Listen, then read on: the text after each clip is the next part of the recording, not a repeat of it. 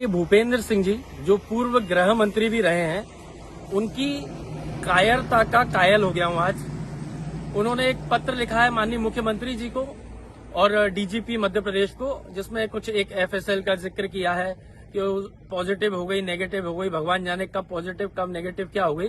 और वो खुद गृह मंत्री थे।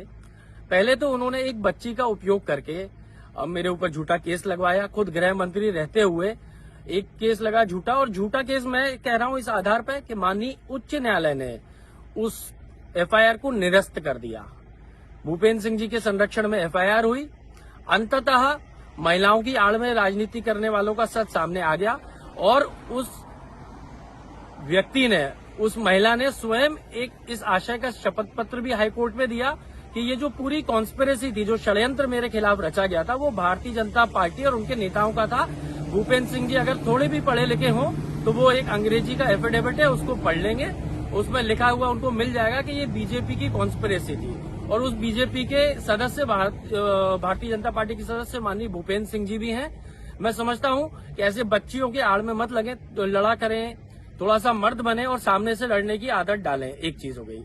दूसरी बात, जो आपने आरोप लगाए हैं एफएसएल के, आप खुद गृह मंत्री होकर के, उस समय पे आप गृह मंत्री थे जब मेरे पे एफआईआर हुई, आप अपनी पूरी सरकार को खटगड़े में खड़ा कर रहे हैं। साथ ही साथ आप खुद गृह मंत्री बनने योग्य नहीं थे। ऐसा लगता है कि आपको कोई ज्ञान ही नहीं है कानून का।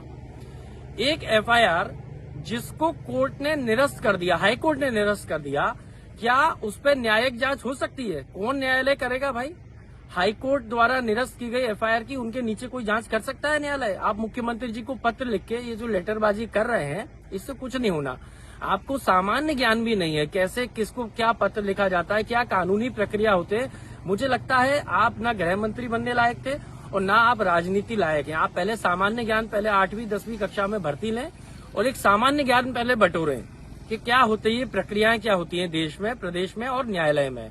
साथ ही में जो एफआईआर निरस्त हो चुकी है, उसके कंटेंट्स पे फर्दर ना इन्वेस्टिगेशन हो सकती है, ना जांच हो सकती है। ये अधिकार डीजीपी और मुख्यमंत्री जी को मेरे हिसाब से किसी भी न्यायाधीश ने या संविधान ने नहीं